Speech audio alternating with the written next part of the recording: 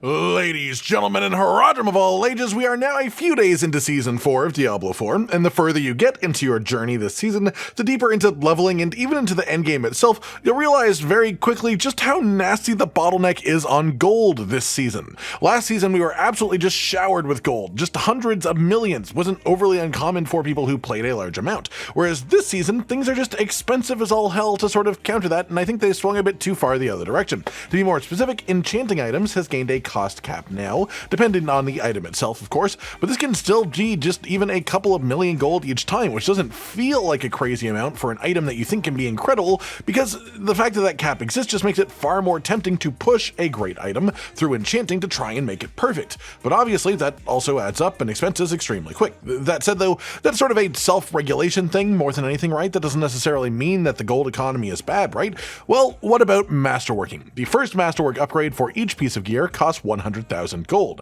The second one costs 150,000, and so on and so forth, increasing in this scale for each rank of each individual slot upgrade. Then consider that if you decide to reset your Masterworks, which is a common thing that we will be doing because of the way the system works, that also costs 5 million gold each time you do it for each individual item. On top of that, while there is a way to mass create lower tier materials to do the early upgrades by doing higher tier pit runs and then exchanging them at the Alchemist, the option to do that also costs millions of gold. And so while gold can get a little tight anywhere from World Tier 4 onwards, I'd argue where it becomes an actual real genuine problem instead of just an irritant is the moment you start trying to interact with Masterworking on gear. Part of that problem, even further, is that the pit itself doesn't reward you with gold and only gives you a handful of pieces of gear at most at the end. So if you want to do Masterworking, you need to farm the materials from the pit itself, but then you also need to get a whole load of gold from elsewhere, which takes a lot longer, honestly. And this is enough of an issue that the developers themselves have actually even confirmed that they are having conversations in the team about how to rebalance the gold economy,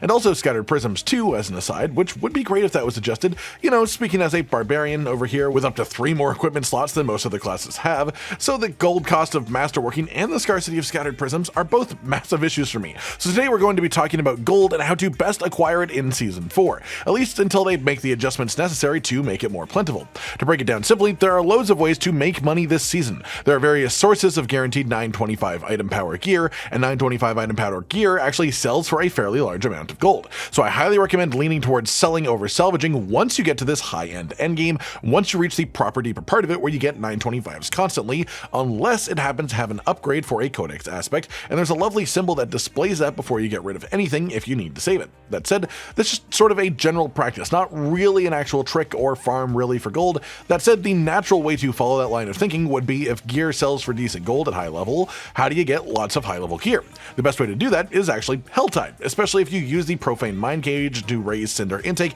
You get tons of gear just from doing stuff in the activity, but also every chest that you open, which also give you just Murmuring Obols now that you can exchange for gear, not even just the event chests this season, but actually every chest in Helltide, which will give you guaranteed 925 gear once you are level 95 and above as well, which is a lovely sort of feedback loop. But this isn't the best way to get gold even so, though it does interact with it because Helltide seems to always have Whispers of the Dead objectives in it right now. And while you might think that just mixing the two of those together and doing Helltide while having the Whispers pop in is the best gold farm, the truth is the best gold farm is to just do Whispers in general, specifically the 5 favor reward Whispers like dungeon completions or PvP zone bosses. These have limited spawns per day, so you cannot just loop them permanently, but you really need to do them while they're up if gold is your main concern, because every Whispers hand-in is worth a minimum of 3 million gold, if not more, with the greater caches or the two-handed weapon caches, but also does come with gear that you can pawn off too. So to put it simply, the best purely in-game way to make gold is through hunting down all 5 favor Whispers on your map.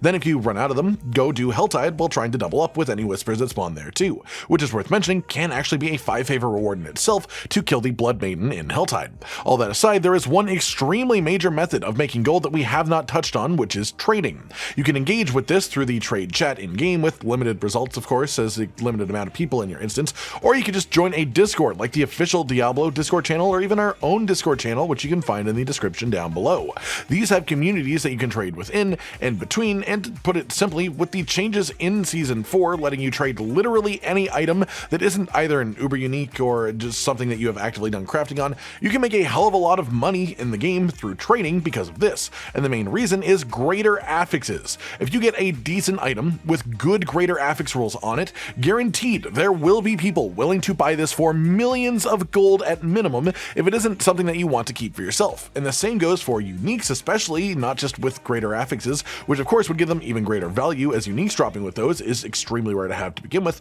but more specifically because until recently there was even a bug making certain uniques super unlikely to drop from the ladder bosses. This was officially confirmed to be a bug, and this itself inflated the value of many base uniques. Things like Tempest Roar were selling for just multiple hundreds of millions of gold when this was a problem, and this is now just under 30 million gold as a result, though, of the bug being fixed recently, and the Tempest Roars started dropping as a result, so there's just a lot more of them, supply and demand, all that stuff. But this is just sort of an example of how you may possibly be sitting on a lot more gold than you realize if you consider the value of trading items with other players, especially in the new world that we're in this season of extreme tradability of pretty much most items in the entire game. Hopefully one day better systems will be put in place to allow full trade markets to exist in the game itself without having to tab out at all, but right now Discord channels is generally how you'll have to manage, or forums if you find them. And that just about does it then, everyone. Gold is a major bottleneck this season, causing a lot of issues for pretty much any player right now. So these are the best practices and tips that I've found myself, the best ways to actually farm and gain more gold to actually let you interact more with the new mechanics like Masterworking this season,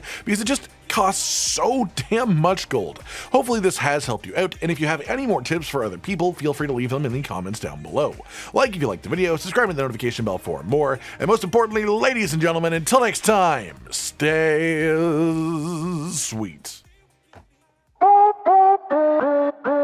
Josh, Cotton, and Hollow with the videos, dropping the humor like a hammer on your tippy toes, bringing entertainment on a daily arrangement to take our insanity and turn it into entertainment. Yes, I said entertainment twice, to reiterate that it is nice to look into your faces on a mostly daily basis when you let us in your homes to make the whole world a stage. Goodbye.